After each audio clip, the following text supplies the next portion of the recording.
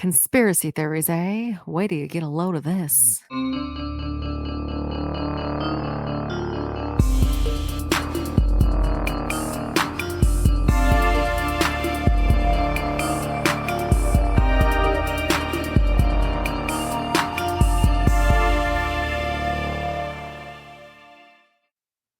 Hello, and welcome to Cracked Sisters Conspiracies. We're a podcast that covers conspiracy theories, mysteries, and all of our spooky shit. My name's Jackie. And I'm Cassandra. We're sisters. That was really dramatic. I was wondering when you were going to turn around. Well, I didn't know if I should slowly ease into it and be professional. And then you chose the opposite. And I chose the opposite. How fun. How's your worm doing in there? It's doing great. We made Beetlejuice cocktails. Yes, they're green. Mine looks more green than yours does at this point. Yeah, but you had a green... I had a green worm. It's vodka Midori, which is melon liqueur, ginger ale, and then the glass... more vodka. What'd you say? I said, and then more vodka. And then more vodka. The glass is rimmed in black sugar sprinkles, and there is a dead worm. A gummy worm. A gummy worm. It's supposed to be like the sandworm, the Beetlejuice drink. Yeah. Kind of tasty. It is. I like it. It just seemed appropriate. It's October 13th, Friday the 13th. I keep forgetting that. Vibes. But Happy spooky season. nothing too crazy has happened today. I've done absolutely nothing today. It was a very slow day. I was productive, but I was not feeling it. I was neither productive nor feeling it. That's okay. My my bicep. That's not your forearm. Like it's a bit tender. I'm a little concerned how it might impact my swing tomorrow. Why? Because I did biceps the day before. Oh, I'm like, we did legs. We did do legs, but so we'll see how it goes. We are golfing. I like how you're preemptively trying to explain away your shitty golf. I mean, yeah, any excuse I can lean on. But because I'm playing, or we're playing, you know the other person. Yeah. I do not know the other I told person. him we are not good, and he can't be too good to make us feel inferior, Right. and he just has to fucking roll with it. So sometimes I get massive performance anxiety. Other times when I'm super nervous, I just play well. Yeah, it depends. So we'll see how tomorrow goes. New course, new people. It'll be fun. Woo! Woo! Probably our last golf game for the foreseeable It will be. future. Yeah. Man, that sounds definitive. Okay. Today, my topic is something that I think has put me on a Google watch list because it is the Oklahoma City bombing. Oh, thank God, not child pornography. No, but I typed in bomb a lot. And then when mom and dad called to like tell me something, they're like, oh, what are you doing? I'm like, oh, I'm working on my notes, the bombing. And I go, oh my God, now they hear me on my phone. There's just a lot of bomb talk. Oh, so you're just assuming that the little like FBI, CIA. Yeah, because I Googled it 12 different ways. I said it in a phone. For half a second, I'm like, did someone notify you that you're on a list? No, I don't even know what I would do. I guess we'll find out in a couple weeks when they show up. I don't know. Finally get through your search history. Sure. Yeah, so today is the Oklahoma City bombing. Okay, I have heard of that event, but I know absolutely nothing about it. Perfect. Is Oklahoma City in Oklahoma? Or it's Oklahoma City, Oklahoma. Okay, so it's not like Kansas City, Missouri. No. I get what you're saying, but no. Just making sure. No. Like let's hear about Let's learn about it. Okay, so the bombing was described as a domestic terrorist attack that occurred on April 19th, 1995 at the Alfred P. Murrah Federal Building in Oklahoma City, Oklahoma. That was a lot of words. At 9:02 a.m. 9:02. Nope. The date that it happened was significant because it was the second year anniversary to Waco. Oh, okay. The bombing was the deadliest act of terrorism in U.S. history up until 9/11, and it still remains the deadliest act of domestic terrorism in the U.S. history. There were 168 deaths and 680 injuries. The bombing was said to have been linked to neo-fascism groups. And for those that don't know, neo-fascism Fascism. Yeah, that one. Is a post-World War II far-right ideology that usually consists of ultra-nationalism, radical supremacy, populism, authoritarianism, nativism, xenophobia, and anti-immigration. I'm really proud of you, by the way. Thank you. I just said almost all of those correctly. You did a great job.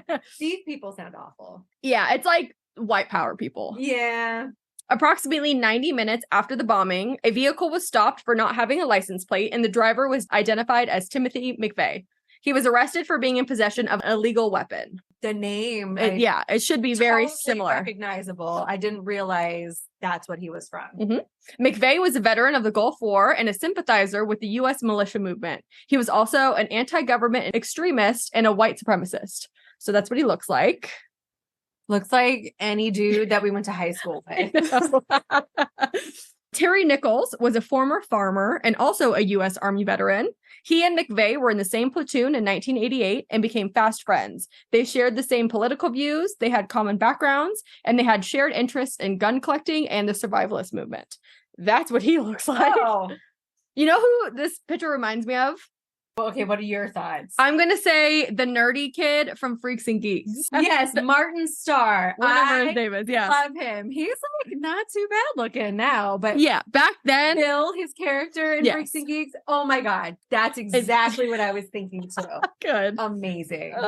So they were both angry about the government's handling of Ruby Ridge in 1992 and the Waco siege in 1993. Okay. So quick history lesson. Yes, I need a refresher. So Ruby Ridge was an FBI standoff with Randy Weaver, who was also an Army veteran, a white supremacist, and an American survivalist. After failing to appear for a court date related to a neighbor land dispute, a bench warrant was issued for Weaver. On August 21st, 1992, U.S. Marshals went out to his house to arrest him for his warrant. One of the deputies had shot and killed Weaver's dog, which caused his son Sammy to open fire at the deputies, naturally. I mean, yeah. You kill my dog, you're not going to live. There was a gun battle, and Weaver and his family refused to surrender. There was a 9-day standoff, during which time a sniper shot and killed Weaver's wife while she was holding her infant baby. God. On August 30th, Weaver and his 3 children surrendered. So that's like a not great thing. There's a whole bunch of kids there? Yeah, it's his wife, and then his 3 children, one being an infant, and then his dog that also got killed. Were they complicit in it, or were they just along for the ride and daddy's off his rocker and they had to like suffer? Oh, they're an interesting family. Okay. Like they've been raised a certain way to be anti-government, so they weren't going to go with the program anyway based on how they've been raised. Okay, but the fact the deputies opened fire first, they kind of started it, which is how a lot of people viewed it. Okay. And then Waco, which only gets worse. Yeah. So that was a 51-day standoff between February 28th of 1993 and April 19th of 1993. Wait, was it a leap year? I don't know. That one day could have made As I wrote that down, I went, that's the day. And then I moved on. It involved the U.S. federal government and Texas state law enforcement officials versus a religious cult known as the Branch Davidians, led by David Koresh. The ATF got involved when they suspected the cult of stockpiling illegal weapons, and they obtained a search warrant for the property and an arrest warrant for David. A news reporter unknowingly tipped off the cult members when he asked them for directions, because they knew that the ATF was planning the raid. Okay. And so they were there to film it, but he got lost. So he saw someone and said, hey, where is this place? Like, I'm trying to watch the raid. And they'll go, oh, it's right up there. And then they told David, the cult leader. Oh, what an idiot. I know. I'm sure in his mind that was just like a benign, innocuous thing, but you dummy. So long story short, there was a fire and the compound went up in flames and 86 people were killed, including multiple children. Oh no. So something happened. I don't remember. I'm pretty sure it was the feds side or the ATF side. They did something that caused a fire, and the cult leader refused to exit, and everyone followed him because he was the cult leader. And again, it's one of the most known government fuck ups in history. Yes.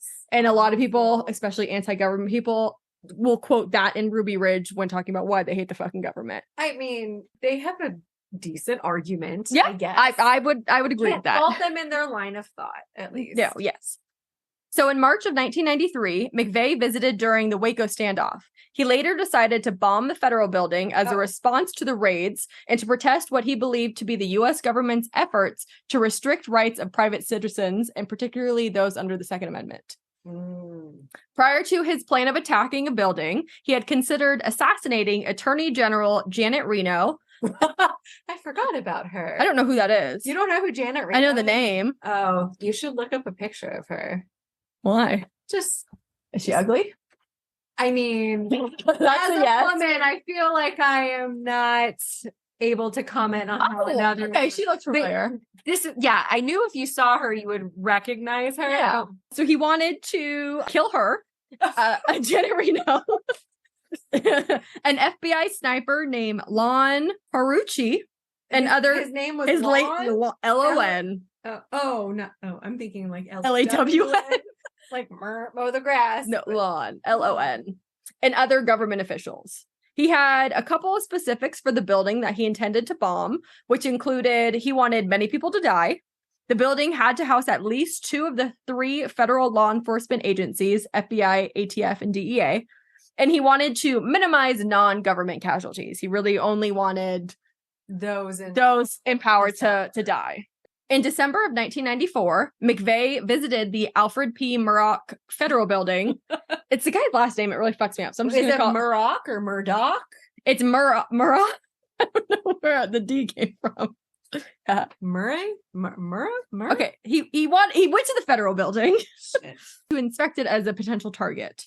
He learned that it housed 14 federal agencies, including the DEA, ATF, and the Social Security Administration. They're all in the same building? Yeah. I feel like that's a liability. I feel like I'm shocked this didn't happen sooner. Like, you should really spread that shit out. McVeigh chose the federal building because he expected the glass on the front to shatter under the impact of the blast. The boom. He also believed that its adjacent large open parking lot across the street might absorb and dissipate some of the force and protect the occupants of nearby non-federal buildings. Okay. So like he was putting in some serious thought. There was an effort to contain it. Additionally, he believed that the open space around the building would provide better photo opportunities for propaganda purposes. So it's not all selfless, trying to save some lives. Sure. It's all for the gram. Yeah, basically. Way before. He planned the attack for April 19th, 1995 at 11 a.m., but that was later changed to 9 a.m. to coincide with not only the 2nd anniversary of Waco, like I mentioned, but also the 220th anniversary of the battles of Lexington and Concord during the American Revolution. Don't ask me about that. I don't fucking know. I'm not going to. I will admit that history is one of my Achilles heels. I fucking hate history. So bad at it, and I feel so dumb. It's okay. You learned things. You learned about Waco and Ruby Ridge today. That's good enough. On October of 1994, McVeigh had made plans for his bomb. He intended on using more than 5,000 pounds of ammunition nitrate fertilizer, mixed with about 1,200 pounds of liquid nitromethane and 350 pounds of Tovex, which is a water gel explosive. He planned on placing the bomb inside of 16 55-gallon drums. It's a lot of drums. It's a lot of bombs.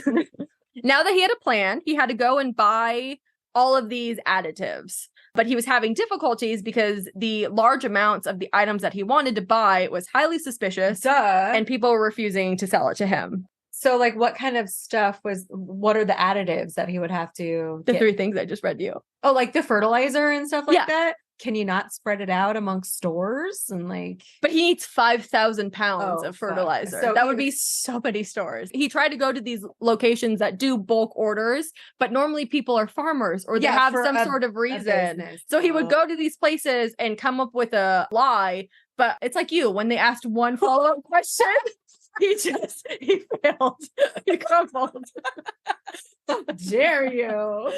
He somehow managed to get some of the items here and there, as well as substitutions, and he rented a storage container where he housed all of the components. He managed good insight. That's my input. Okay. On April 14th, 1995, McVeigh paid for a motel room at the Dreamland Motel in Junction City, Kansas. The next day, he rented a 1993 Ford F700 truck, which I've I've never heard of. even heard of that. It's like a large rental truck. So he rented one from the truck company Ryder and using the name Robert D. Kling. Kling? Kling. Oh. On April 16th, 1995, he and Nichols drove to Oklahoma City, where he parked a getaway vehicle, which was a yellow 1977 Mercury Marquis, several blocks from the federal building. After removing the car's license plate, he left a note covering the VIN that read, quote, "Not abandoned. Please do not tow. Will move by April 23rd. It needs a battery and a cable." Both men then returned to Kansas. Isn't the VIN on the inside of the car? Did he leave it unlocked? No. There's multiple locations for a VIN. It's not just by the front door and the... No, so the most common is, this is your windshield. Yeah. This is the driver's side. It's right here, where the hood latch meets your windshield. I never knew that. Yeah. So he covered it with a note so they couldn't read it. Oh. And then the note said, "Don't tow." I just learned something new today. There you go. On April 17th and 18th, both McVeigh and Nichols moved the bomb supplies from the storage unit and strategically loaded them into the Ryder's rental truck. After finishing the truck bomb, the two men separated. Nichols returned to his home in Harrington, and McVeigh traveled with the truck to Junction City. The bomb cost about $5,000, and in 2022, that would be equivalent to $10,000 to make. On April 19th, 1995, the day of the bombing, McVeigh drove the Ryder's rental truck towards the federal building. With him, he had papers from the Turner Diaries, which is a fictional story of white supremacists who ignite a revolution by blowing up the FBI headquarters at 9:15 in the morning using a truck bomb. Oh. Pretty symbolic. Yes. At 8:50 a.m., McVeigh entered Oklahoma City. At 8:57 a.m., the Regency Towers apartment's lobby security camera captured the rental truck driving towards the federal building. At the same time, McVeigh lit the 5-minute fuse, which must be terrifying. You're driving the truck still and you light the 5-minute fuse.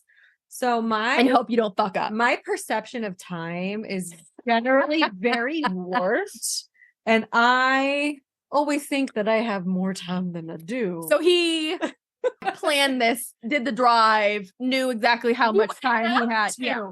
I would be there with a stopwatch in my hand because I wouldn't trust my judgment, or I would think that the clock on the vehicle would fail. I could not. Oh, it gets worse. I wouldn't be that person. 3 minutes later, at 9 a.m., still 1 block away, he lit the 2-minute fuse. You cut your time down by more than half. He parked the truck in a drop-off zone situated under the building's daycare center. Oh. Yeah. No. Yeah. Exited and locked the truck. As he headed away to his getaway vehicle, he purposely dropped the keys for the rental truck a few blocks in between, so no one would be able to just easily find it and move the truck. Sure. At 9:02 a.m., the Ryder truck containing over 4,800 pounds of ammunition nitrate fertilizer, nitromethane, and diesel fuel mixture detonated in front of the north side of the 9-story federal building. 1/3 of the building was destroyed by the explosion, which created a 30 feet wide by 8 feet deep crater. Oh, shit. The blast destroyed or damaged 324 buildings within a 4-block radius. Wow. It shattered the glass of nearly 258 nearby buildings, and the broken glass alone accounted for 5% of the deaths and a total 69% of the injuries outside of the building. The glass alone was detrimental. Oh my God. The blast destroyed and burned 86 cars around the site. That's a bummer. That would suck. Yeah, Insurance, though. Especially, as long as you're not in it. But yeah, insurance for sure. Hopefully you have good coverage. Hopefully. Insurance is kind of a scam. But after the bomb, the FBI was quickly trying to figure out who was responsible, and they had 3 guesses. Oh. Not like individuals, 3 broad guesses. Okay. So 1 being international terrorists. Sure. Possibly the same crew responsible for the World Trade bombing. Which, fun fact, is not 9/11. There was a separate incident at the World Trade Center? Because this happened in 1994 or 93. 10 years before. Yeah. Oh, but it's a World Trade bombing. Interesting. I didn't look it up, but I thought, I should look that up someday. Well, we would have been so young that I wasn't born yet. You were born yet. That wouldn't have been on my radar. A drug cartel. Okay. The second option of who could have done it. And then third, and this good job for them, anti-government radicals attempting to start a rebellion against the federal government. would have been guess number one, but I don't know. I mean, terrorists are almost always number one. I guess if there was a terrorist incident previously, then okay, maybe number one spot, but at least number two. Yeah, I don't get the drug cartel, but whatever. As I mentioned earlier, McVeigh was arrested just 90 minutes after the bombing. After booking McVeigh into jail, Trooper Hanger searched his patrol car and found a business card which had been concealed by McVeigh after he was handcuffed. So he had it in his hand and he got handcuffed, but he dropped it in the patrol car. So when he came back, he checked the back seat and found it.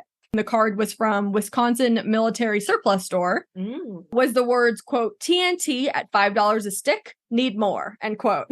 The card was later used as evidence during McVeigh's trial. I can see why. I know, right? While the feds investigated the VIN on the rental truck, they were able to link the truck to a specific Ryder rental car company. Using a sketch of one of the suspects, McVeigh, the owner of the rental truck company was able to positively ID McVeigh. Oh, wow. He was also identified by Leah McGowan of the Dreamland Motel, who remembered him parking a large yellow Ryder truck in the lot. McVeigh had signed in under his real name at the motel. What the and used an address that matched one on his forged driver's license and the charge sheet at the Perry police station. So I read her statement and she goes, yeah, I work at a motel. People constantly are using a fake name. They have a tell. They go to write it. They kind of look up as if to remember their fake name. She goes, at that moment, I talked to him and I asked him a couple questions. And she goes, I think I distracted him that he forgot what he was doing and he wrote down his real name. I was going to say, like, that's a rookie move to fuck up like that. Oh, he does a lot of rookie moves. You'll find out. So he was not a sophisticated. No, I mean, the bomb itself was interesting, but based his on action, everything I'm about to read, he really did not put enough thought into this. Got it. On April 21st, 1995, a court hearing on the gun charges, because that's originally what he was arrested for. But before McVeigh's release, federal agents took him into custody as they continued their investigation on the bombing. The FBI got a search warrant for McVeigh's father's house. The information they found there, along with the fake address McVeigh used, which was Terry Nichols' real address, so his accomplice's real address, they started to look for the two Nichol brothers, Terry and James, because they didn't know which one or if both were involved. On April 21st, 1995, Terry Nichols learned that he was being hunted and turned himself in. Investigators discovered incriminating evidence at his home, including ammunition nitrate and blasting caps, an electric drill used to drill out the locks at the quarry, books on bomb making, and a hand-drawn map of downtown Oklahoma City on which the federal building and the spot where the getaway vehicle was parked had been circled. Just a nice, neat little package basically right there.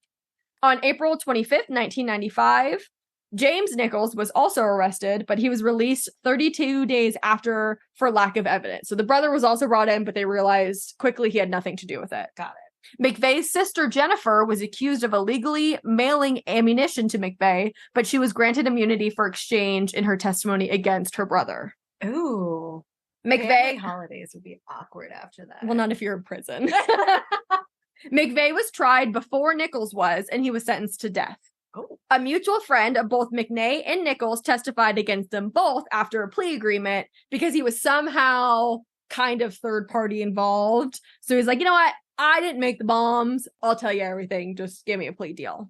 Nichols' wife testified as a defense witness because now we're at his trial, but her story actually ended up helping the prosecution's case. Dude, she fucked up here. She said her husband had been living a double life prior to the bombing, using aliases, renting storage lockers, and lying that he had broken off his relationship with McVeigh. So she was a witness for the defense, and all she's doing is just saying, he did all this shady shit, but he's not guilty. Huh? Oh my God. She also testified, God, it gets worse, that Nichols traveled to Oklahoma City 3 days before the bombing. And lastly, she failed to give an alibi for the day of the bombing. And the prosecution said that Nichols helped McVeigh assemble the truck bomb on a specific day, and she couldn't give his whereabouts for that day either. I can't imagine. She was a prosecution's dream. Absolutely. But like from his perspective, he's like, fuck. So for Nichols, the jury deliberated for 41 hours over a period of 6 days and actually acquitted him on December 24th, 1997 of actually detonating the bomb and first-degree murder. They did, however, convict him for conspiring with McVeigh to use a weapon of mass destruction, which was a capital offense, and involuntary manslaughter for the deaths of the federal law enforcement officers. Whoops. So instead of getting the max of everything, they acquitted him of that, but they weren't going to let him go. So they came back with lesser charges that he was found guilty of. One of my early boyfriends ended up going to prison for manslaughter. Which one? His name was Brian. That's when we lived in Newbury Park. It was one of those junior high teen center boyfriends. Was it a DUI? No. So what had actually happened was he, I guess, was at a party. He was into the party scene or whatever. In middle school? Oh, no, he's an adult. He's an older. adult now. Okay. Yeah, this was like, I didn't know him at this time. He was an adult and he was at a party and he had given this girl some drugs or whatever. And she got whacked out of her mind, ended up running onto the freeway completely naked, and then ended up getting hit and killed. How interesting. And so, yeah, he was sentenced for manslaughter. And I remember seeing it. I was reading the local newspaper. I still lived with mom and dad. I'm like, oh my God, he's like in an orange jumpsuit. I have since looked him up. He is apparently not in prison anymore, but he looks like a fucking tweaker. So involuntary manslaughter, it's not that much time, honestly. It's like under 10 years. Yeah, I mean, he's probably in his 40s now, but interesting. It was, yeah. So on June 4th, 1998, Nichols was sentenced to life in prison without the possibility of parole. He also received a concurrent 48-year sentence for his 8 involuntary manslaughter convictions. So now we're going to get into the conspiracy about this. What could there possibly be? So some people believe that one or a combination of theories are kind of involved, such as an additional co-conspirator that was never found. There were possibly multiple explosives planted inside of the federal building. Government officials and the president at time, Bill Clinton, knew of the impending bombing and that the bombing was done to frame and stigmatize the militia movement. Little, not PDA, PSA, there we go. Everything I say from now until the end of this, I got from a compilation of either Wikipedia or this guy on Facebook. So take it with a grain of salt is what you're saying? All the salt. The biggest salt like you've ever seen. There you go. Because, I mean, so the video I watched is from a person named Gabriel Nichols. It was very compelling because it's literally everything I mentioned plus like 5 other things all rolled into one video. And there's footage from the time that corroborates what he's saying, whether it's doctored and stuff, I don't know. So that's why I can't. Yeah, and that's how conspiracy theories. Of course it is. So that's obviously how I can't contest to this. I don't know for a fact, but it was a compelling argument. So that's all I'm going to say. Okay. The first conspiracy is that there was a co-conspirator. Several witnesses, 24, I believe, reported having seen a man with McVeigh around the time of the bombing, who investigators dubbed John Doe No. 2. He was described as approximately 5'9", muscular, dark hair, and he was wearing a baseball hat. Some witnesses stated he drove an older model pickup truck, and he had a dragon tattooed on his left forearm. This is what he looked like, or the sketch. He looks very angry. He does. In 1997, the FBI arrested a man named Michael Brescia, a member of the Aryan Republic Army, who resembled the artist's rendering of John Doe No. 2. However, they later released him, reporting that their investigation found he was not involved in the bombing. An ATF agent named Carol Howe was working undercover and infiltrated a white supremacist enclave, and I'm going to fuck this up. It's like Elohim City, Oklahoma. Elohim? Yeah, I think you're spot on. Sorry for anyone in Oklahoma.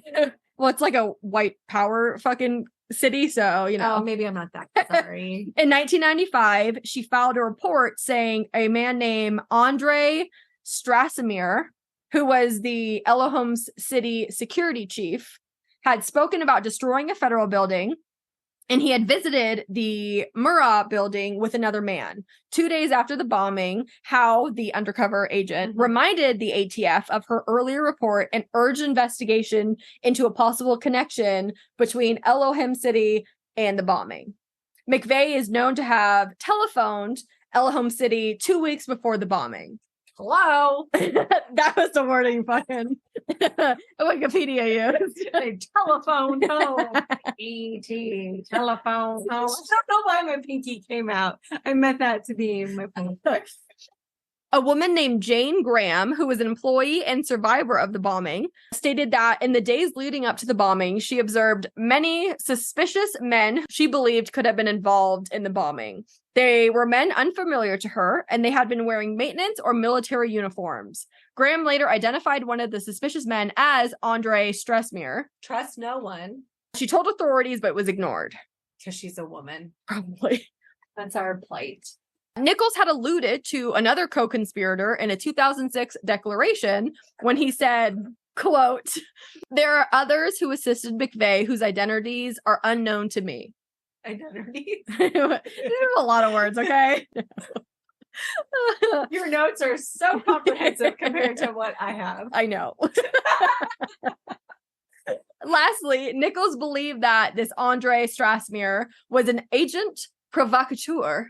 An FBI agent named Larry A. Potts was involved in the bombing plot.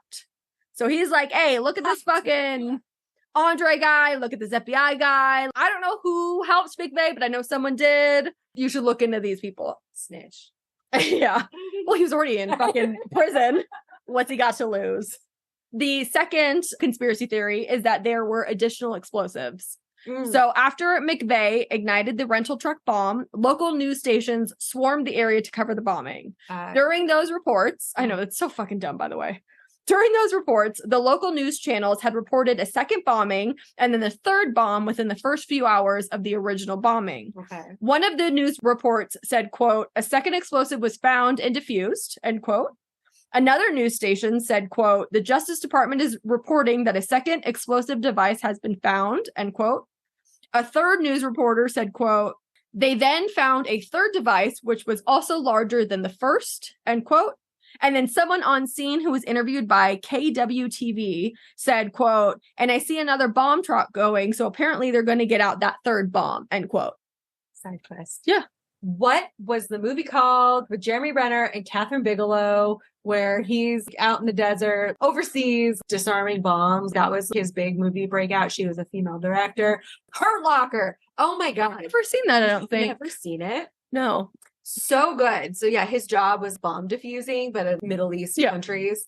I just remember the first time I watched that, the anxiety that I felt as he's in his bomb suit trying to I don't fucking understand bomb squad people. Oh my gosh, fun story about that. I got a call once at USPS here in town. The mail. The mail. United States Postal Service. They called and said, "Hey, we received a suspicious package inside of our fucking a bin that's on wheels that they carry all the packages in." The mail cart thing. Mail cart, yeah. So they're like, "We got one in there and had no return address. It just seemed weird. The writing was weird. I don't fucking remember." And I'm like, "Cool. What the fuck do you want me to do about that?" And they're like, "I don't know. Come check it out." I'm like, "I'm not getting blown up." So I called someone who had a bomb dog, and this dog is crazy. I had never interacted with this dog. I really didn't talk to the handler that much. He was very nice, but... The dog or the handler? The handler. But I was very intimidated, and the dog was crazy. So he comes on scene with the dog, and they're like, "Okay, I think it's in there." And I'm standing at a distance that I would definitely die, but, it made me feel better to be 5 steps away. And he's like, "Okay." So he, picks it up and puts it on the ground. And then he takes other packages and lines them up with, maybe a couple feet of spacing in between. And then he releases his dog, who I would think would maybe strategically go sniffy, go, do a serpentine. Yeah. This dog. Oh, did he jump all? Are fly. I mean, I guess it's one way to find out if it's going to explode. I'm ducking. I'm like, do I run? Do I not? And the handler is not caring whatsoever. So obviously he had no reason to believe this was real. I'm still sweating thinking about it. And that fucking dog, I'm like, "You're the worst. You have one job." I bet your whole life flashed in front of your eyes. You're like, "I'm too young for this." Oh my God. And then he's like, all right, we're good. And he left. He didn't explain. There was nothing. There was no debrief. There was nothing. I'm like, is that how your dog normally fights bombs? It was a terrifying experience. I hope whatever postal workers handled They that. were gone. Oh, I'm like, you put a fucking post-it on that box when it gets to the recipient. The amount of stress that you caused me and the strife that you, I hope it's worth it. It was shoes. Are you kidding me? So I think maybe the handler could tell when he picked it up or something. I don't know. Because they opened it. They're allowed to. USPS is allowed to inspect any packages. Suspicious mail. And it was shoes. Oh. So my life almost died over shoes. Anywho. Okay. Back to the multiple explosives theory. Not shoes, though. Not shoes. Physicist Samuel T. Cohen, known as the primary inventor of the neutron bomb, stated in a letter to an Oklahoma politician that he did not believe fertilizer bomb was capable of causing the destruction at the federal building. So it wouldn't have been big enough to do the damage. Yeah, exactly. And then some dude named Brigadier General Benton K. Parton. That is the most like stuffy Englishman name I've ever Well, he was in the Air Force. That's his like Air Force name. Benton. I thought the Brigadier was the part you were going to have. Brigadier is part of his title. I know. Well, he doesn't get to choose his first name. So he expressed an opinion that there must have been additional explosives inside of the building to cause the damage that everyone was seeing. Okay. So that kind of backs the theory that there were multiple explosives inside that they never reported on. The news never mentioned it in or the news mentioned it at the time. They stopped, and then at the trial, it was never brought up. Oh. The third conspiracy theory is that government officials and the president knew about the planned bombing. In 1993, McVeigh had wrote a letter to his sister, to which was later published by the New York Times in 1998. In the letter, he claimed to have been recruited, along with 9 others, during his time at Fort Bragg, into a secret black ops team. The team was responsible for smuggling drugs into the U.S. to pay for covert activities by the government, which, if I have learned anything in this podcast, is that's probably 100% I'm realistic. Not even phased, honestly. I'm like, probably. They also were to work hand in hand with civilian police agencies to quiet anyone who was deemed a security risk. Mm. So he believed that he, according to him, was in the secret fucking thing club that he was introduced to while he was in the army. And he thinks that he is getting pinned for this because of that. Because for whatever reason, they wanted to test these bombs and they knew about it. They did intentionally, but they needed a fall guy and they chose him, according to McVeigh. That would be a bummer. It would. David Paul Hammer, a convicted murderer at the same facility as McVeigh, reported that McVeigh claimed to have been, quote, an undercover operative for the Department of Defense. McVeigh also allegedly told him that Andres Strassmeer was a similar operative, but with a different handler, and they worked together in planning the bomb. So this is this dude's name again for a third person, or fourth person bringing him up. So there's a theme, there's a common thread. Government still never looked into him, according to my research. Not on the surface. Not on the surface. Some people reported having seen a bomb squad truck parked across the street 2 hours prior to the bombing. Like in anticipation of what was going to happen? Yeah, allegedly, yeah. The show 2020 reported that they received documents relating to the bombing, and in the documents, they found that someone called the Executive Secretary Office of the Justice Department in Washington and said, quote, the federal building in Oklahoma City has just been bombed. Which wouldn't be weird, except the call came in 24 minutes before the bombing. What? Allegedly. Everything I say. Where's the timestamps and call logs to prove it? I ain't got that. Okay. McVeigh was scheduled to be executed on May 16th, 2001. His execution had to be rescheduled due to the fact that the FBI failed to turn over thousands of documents to McVeigh's defense attorneys. His execution was rescheduled because obviously they found nothing of use in those turned over documents, allegedly. Mm-hmm. So his execution was rescheduled on June 11th, 2001. Just a few months before 9/11. Yeah. I didn't think about that. However, a witness from the execution reported that McVeigh was still breathing when they closed the curtain. What? And then no autopsy was performed on McVeigh. Isn't that protocol? You do that after? Usually. And then apparently, according to my, sources. Dude on Facebook and Wikipedia. Prison officials admitted that the hearse that they had was a decoy and McVeigh was not actually inside of it. Ooh. Shady. And then the last conspiracy theory is the naysayers. The naysayers. So in 2000... Is it a bunch of horses? Yep. That's what it is. How'd you know? Because I am that good. Cracked it wide open. In 2006, a U.S. congressman named Dana... Oh, what? U.S. congressman? There you go. Did I not say that? You said congressman. Whatever. Sounds like congressman. This dude said that there was a subcommittee for oversight and investigations. And he said that they were supposed to investigate whether the bombers had assistance from foreign sources. Because again, they're still really hooked on like a terrorist thing or connection at least. So in December 28th of 2006, he told CNN, quote, "There is nothing wrong with adding to a conspiracy theory when there might be a conspiracy, in fact," end quote. And so he was a U.S. congressman. So it's not like a random, I know we got a little left foot on his name or left turn.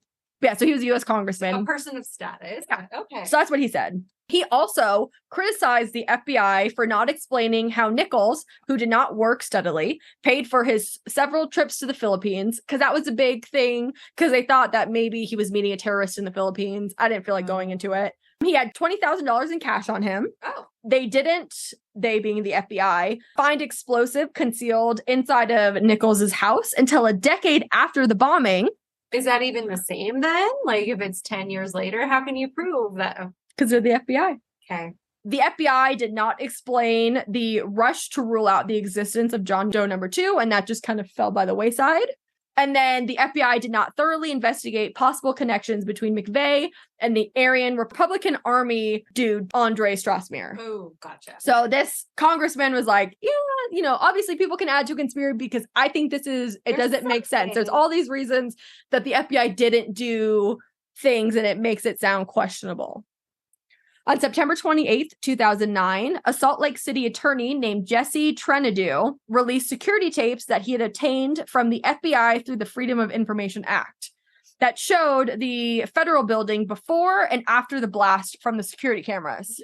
The tapes are blank at points before 9:02 a.m., the time of detonation. So like they were edited or stopped? They were blank. How weird. The attorney said that the government's reasoning for the missing footage during the time of the bombing was that the tape was being replaced at the time. How convenient.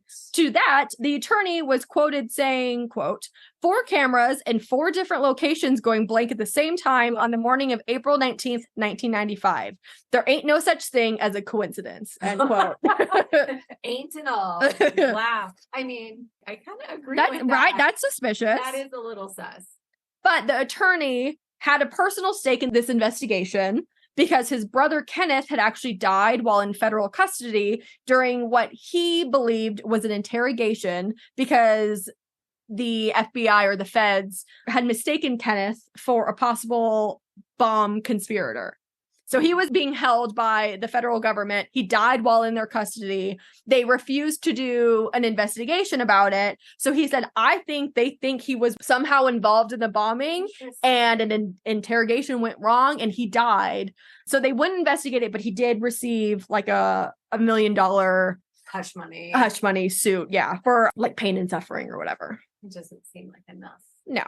In November of 2014, Naval War College professor and NSA intelligence officer wrote, quote, "It would be good if a serious relook of Oklahoma City bombings, many unanswered questions were established for the event, because the existence of important evidence indicating there's something that we should be also talking about," end quote. So it's kind of like a chopped up quote that they put into one, but he's saying, hey, something doesn't sound right. I used to work for the NSA.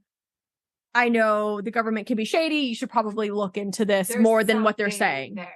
Got it. He also cautioned that the bombing had attracted more than its share of charlatans and self-styled experts, some of whom were eager to pin the bombing on Arabs, Masons, Jews, and perhaps space aliens. Ooh. He was also urging officials to re-examine the attorney's investigation based on 2 points. What were those points? McVeigh and Nichols' visit to the Philippines, because apparently it's suspicious, and the activities of the German national and friend of McVeigh, Andre Strassmeir. Got it.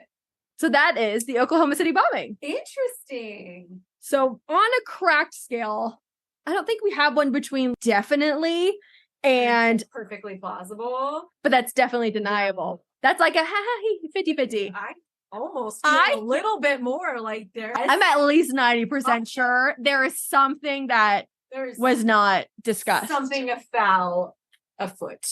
Afoul afoot. There's a chicken foot. Something right. And yeah. It was pretty interesting because when I was doing these notes, especially when you kind of get into this person told this person who told this person, it's like, it's very easy to discredit it. But after doing this podcast for even the short time we've done it, I'm like, I believe this person. I believe this person because the government has been proven to do this type of shit. There's been some shady shit along the way. Time. So I'm like, I believe it. Trust no one. But please, don't put me on the list. This is just for entertainment purposes and research purposes. That's it. I'm really nervous. Disregard your Google searches. There is no malice meant. Oh not at all. Yeah. That was actually very interesting. I had heard of it. I knew the name and McVeigh's name. Yes. As soon as you said it, I'm like, oh my God, I didn't realize that was the same guy. This all happened. I was not in any position to understand it in that time. And so it wasn't news. Yeah, I knew that a federal building had been blown up, and I knew it was by a daycare. That was all I knew. And then I'd never heard of a conspiracy about it until I watched that Facebook video. And I went, it's really interesting. I should look into this. That was actually very insightful. Thank you for sharing. You're welcome. So what are you going to cover for next episode? So for our next episode, which is going to be a piggyback episode off of today, and hopefully we'll take a snack break here. But given the current season that we are in, it is October. It is spooky season. I thought I would lean more to the spooky shit side of things. And we're going to touch upon the origin of Halloween. Yes, I figured it would go well with our themed drinks and it being Friday the 13th and all of that jazz. So that's what we will be doing next. Good shit. Good shit. So if you wanted to reach us, we have Instagram, Cracked Sisters Conspiracies. You can DM us, give us episode suggestions, feedback, but nice feedback. We have Twitter or X and Facebook that exist, but they really don't exist. We have an email, crackedsistersconspiracies@gmail.com, that we would love someone to send us an email through. Other than our parents. We have a Patreon that is being held up by familial support and nothing else. Clips and glue. We do have a TikTok. Yeah. And so allegedly, I've never seen this. It's been created. We have to go through all of the footage that we have to start doing clips for it. Yeah. But I mean, lots of people find their fame on TikTok. So maybe we'll get more listeners to the Cracked Sisters Conspiracy audience. Yeah. But with that, stay cracked, y'all. And have a great day.